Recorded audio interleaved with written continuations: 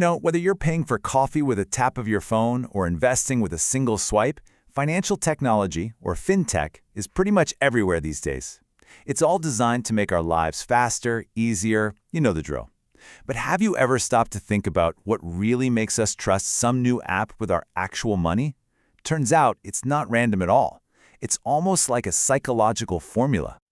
I'm sure you've been there. You see a new app, maybe you've heard some buzz about it, but you stop. Your finger just hovers over the download button and you think, is this thing safe? Is it really worth the hassle of setting it all up?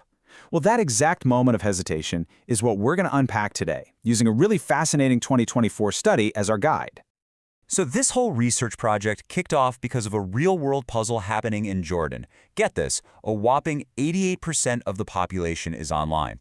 You'd think that's the perfect recipe for digital tech to just explode, right?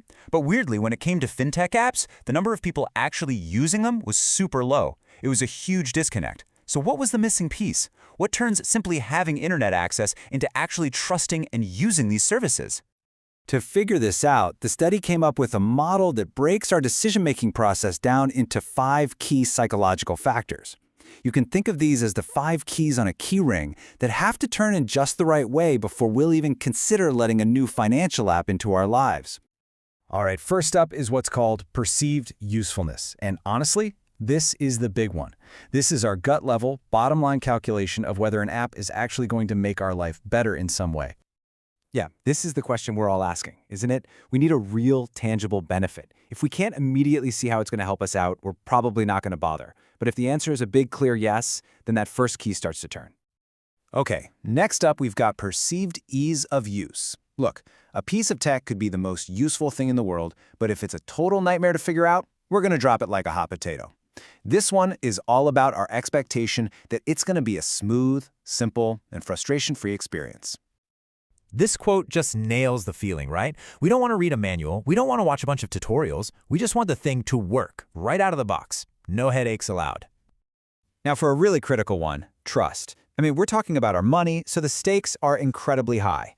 Trust is that feeling of confidence that the app is secure, that our private information is going to stay private, and that our money isn't just going to disappear into thin air. And this question gets right to the heart of it. If we can't give a confident yes to this, the whole process just stops dead in its tracks. For pretty much all of us, trust isn't just a nice-to-have feature, it's a total deal breaker. The fourth key is social influence. Let's face it, we're social animals, and a lot of our decisions are shaped by the people we look up to, our friends, our family, even our coworkers. If they're all using and loving something, we're way more likely to give it a shot. This is that idea of social proof in action. That feeling that everyone's doing it can be a really powerful nudge. It kind of lowers the risk for us and makes us feel like we're part of what's happening. And finally, the fifth key is facilitating conditions. This is the simple reality check. Do I have the right kind of phone for this? Is my bank even compatible? Do I know what I'm doing? It's about having all those practical pieces in place. Yep, this is that final hurdle. If the practical barriers are too high, like if you need to buy a new phone just to run the app, our journey to using it is probably going to stop right there, no matter how great it seems. So, okay, we've got our 5 keys, but here's where it gets really interesting. The study didn't just look at these things in isolation. It looked at how they connect and influence each other, almost like a chain reaction. So let's check out one of the most powerful connections they discovered. What actually happens in our brain when we start seeing our friends and family using a specific fintech app? The link was crystal clear. Seeing people we already know and trust using a service acts like a huge endorsement. It seriously increases our own level of trust. Social proof is basically a trust-building shortcut. All right, but now for the twist. The researchers tested a bunch of these common-sense ideas about how these factors are linked. And it turns out, some of the things we assume are true just aren't. So here's the first big surprise. You would think that a super simple, easy-to-use app would automatically feel more trustworthy, wouldn't you?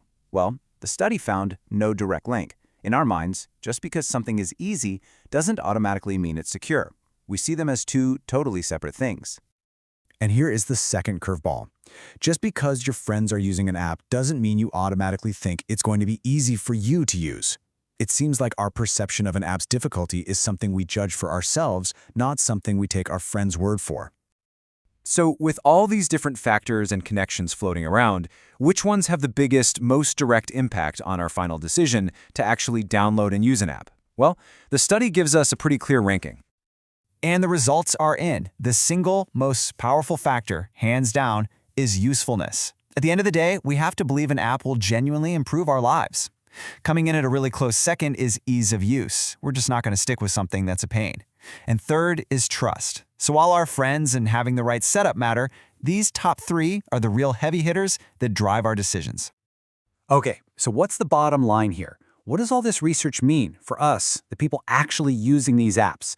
How can this blueprint help us understand our own digital money choices? It means that every time we make one of these choices, there's a hidden formula running in the background. It's this constant balancing act. Part of our brain is asking the practical questions. Is it useful and easy? The other part is asking the emotional one. Do I trust it? And all of that is getting nudged around by what our friends think and the simple reality of what tools we have available. It's never just one thing. So, the next time a new financial app catches your eye, just pause for a second and think about it. Which of these keys is it really trying to turn for you? Is it promising some amazing new feature, a beautiful, simple design? Or is it maybe just banking on the fact that all your friends are already on it? Understanding this formula isn't just about picking an app. It's about understanding the psychology of your own digital wallet. So what will be the key that unlocks your trust?